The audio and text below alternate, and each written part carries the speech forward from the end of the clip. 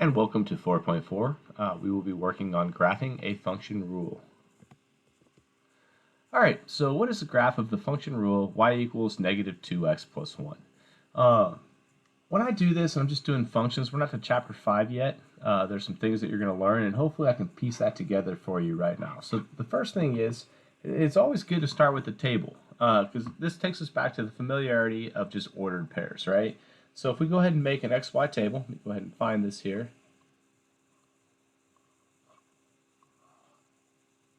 Okay, I'm going to start with some easy ones. The easiest x value you can always use for an input is 0.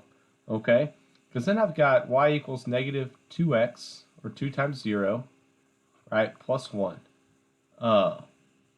which will ultimately equal 1. All right, you're just doing 1.2 right now, variable substitution. So at x equals 0, y equals 1. And I'll go ahead and make this into, x comma y over here. This might be helpful just for this first one. So I'm going to start at 0, 1.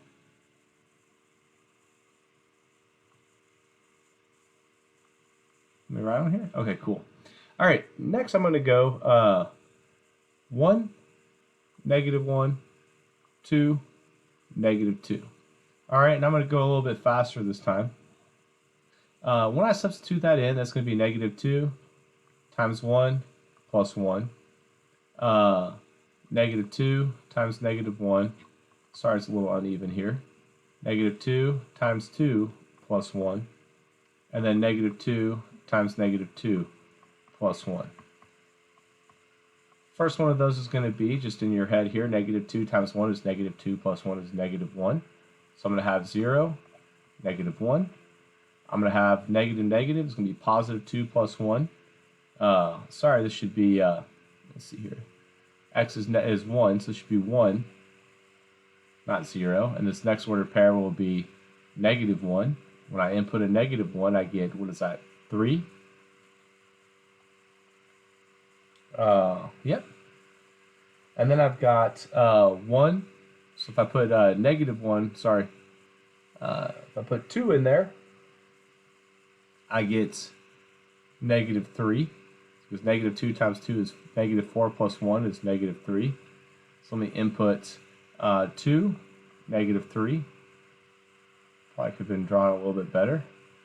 And then negative 2 times 2, negative 2 is 4. Positive 4 plus 1 is positive 5. So I have negative 2 and 5. And I've got all the order pairs I need to start putting this together here. Just for future reference, this right here is going to be my y-intercept. Notice how it intersects my y-axis. So whenever x equals 0, you'll see this a lot in chapter 5, right? Whenever x equals 0, that's a really good place to start. That's where you know your line is going to intercept that y-axis. So I've got 1, negative 1. I've got negative 1, 3. Okay. I've got 2, negative 3. And I've got negative 2 going with 5. And this is linear. It also has a negative correlation. As you can see up at negative 2 there, you know if it's negative, it's going to be going down like this. Right? Positive graphs, especially when they're linear, look like this. All right, so I'm going to go ahead and connect my dots very poorly.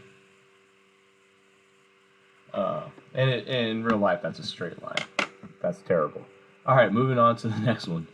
All right, so we've got this function 146c, w equals 146c plus 30,000. All right, I'm going to go ahead and put that here. Let's circle that up. That's our equation.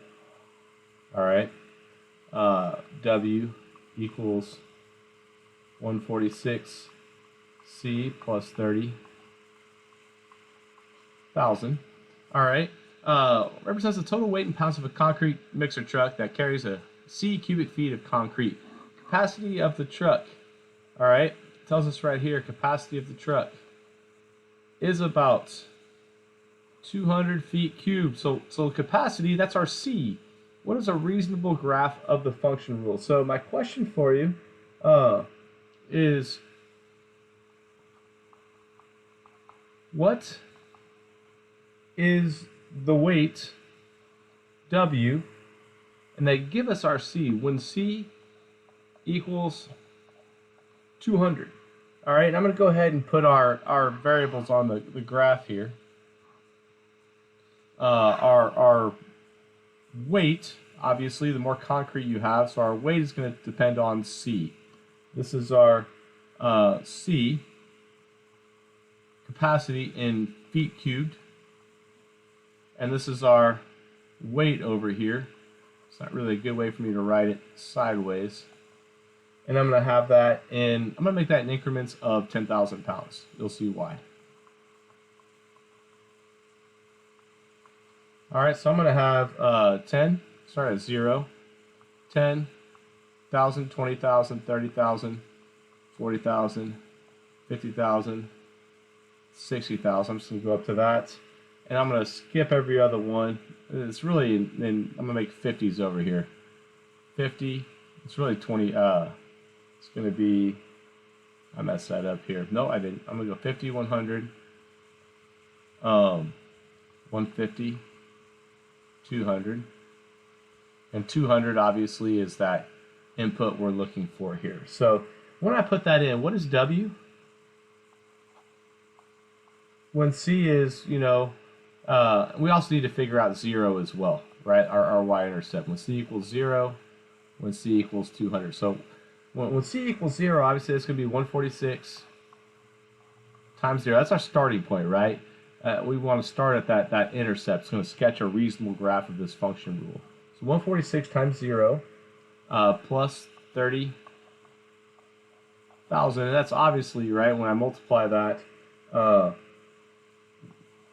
146 times 0, I'm going to have a point here at 0,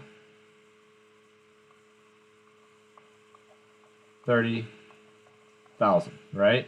So what also is our weight at our capacity being 200 cubic feet? So I've got 146 times 200 plus 30,000. If you put that in your calculator, which you're allowed to have, right, our x value, our independent variable, which you'll see in the next chapter, I think, or it's going to be 200, and that's going to end up equaling 59,200 pounds. Okay, so there's our starting point right here. At 0, you have 30,000 pounds. At 200, you have almost, 60,000 pounds. I'm just going to estimate that to be right there. I'm going to draw a line in between the two. And that would be a reasonable graph of the function rule if we were estimating. I missed the second dot, but you guys get the idea.